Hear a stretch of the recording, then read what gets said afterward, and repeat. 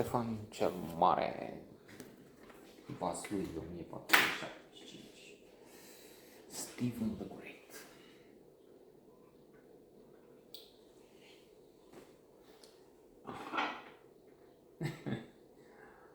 How shall we deal with this? Let's ponder.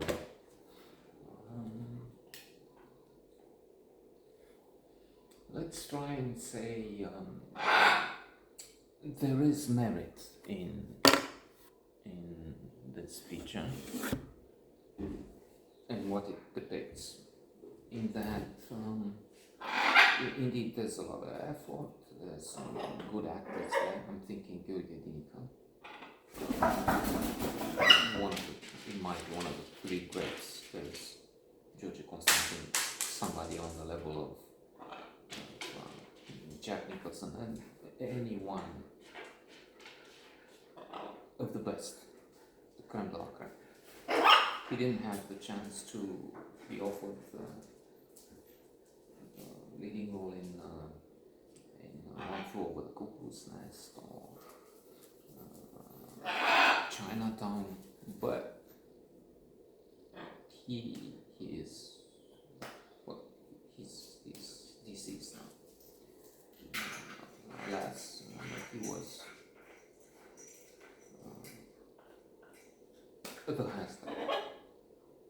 Then there's Rabenchuk and Gölgedinka, in my view, on the same level with Michael Caine, and again, anybody in the front line there.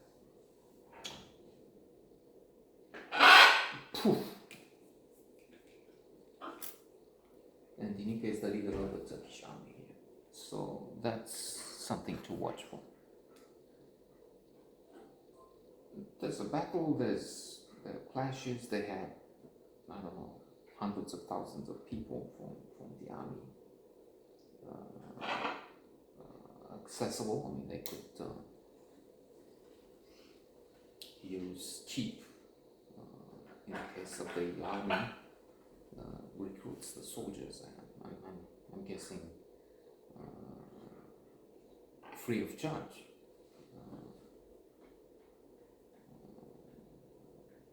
They were able to use them in a film. Well, it casts to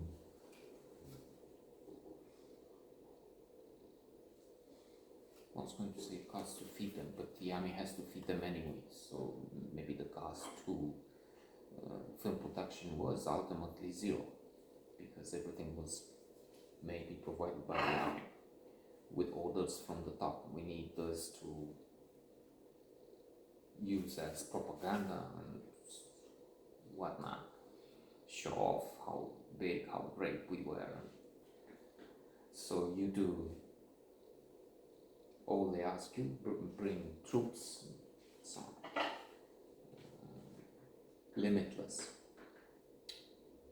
To quote the name of the film I like, Bradley Cooper. Now, the problem is it depicts a false image. Lucian Boyer is a local luminary, wonderful historian who has had the courage and the brilliance to put things into perspective. History used to be changed by the communists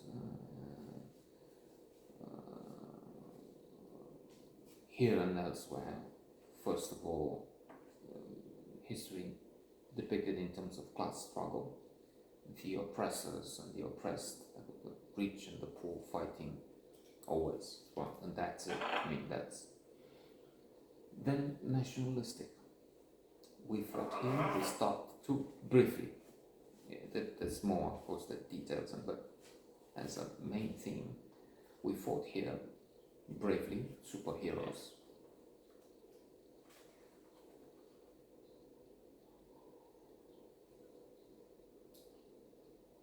Divine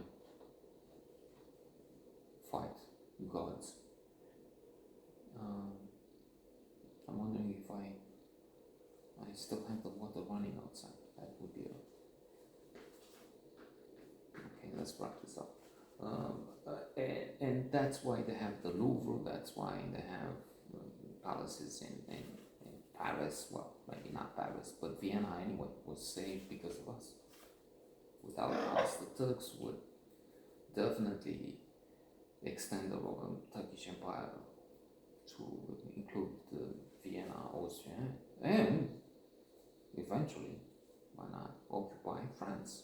So that, I'm exaggerating a little, but that's the propaganda they peddled. That was the way forward. And this is Stephen Grill was one of the big heroes of that fight, and they stopped the Turks. They saved Europe. That's an idea, which is of course false, and that's why I hesitated at the beginning. Yes, there are things to admire in the movie, but then you have this false pretenses and false narrative. So the conclusion must be, this is a disaster. It's also true, coming back to the conclusion, that it's bad, but not such an abject, loathsome story that you have to say, okay, look,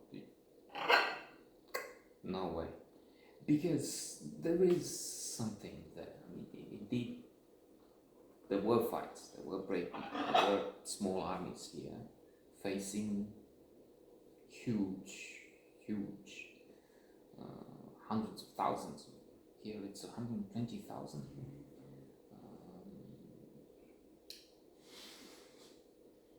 Opposing forces. The Turks had at one point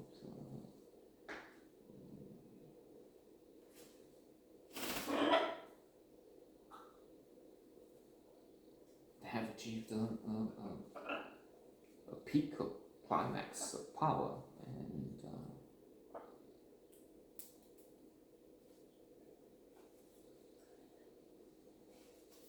it was admirable to win anything against them. Even so,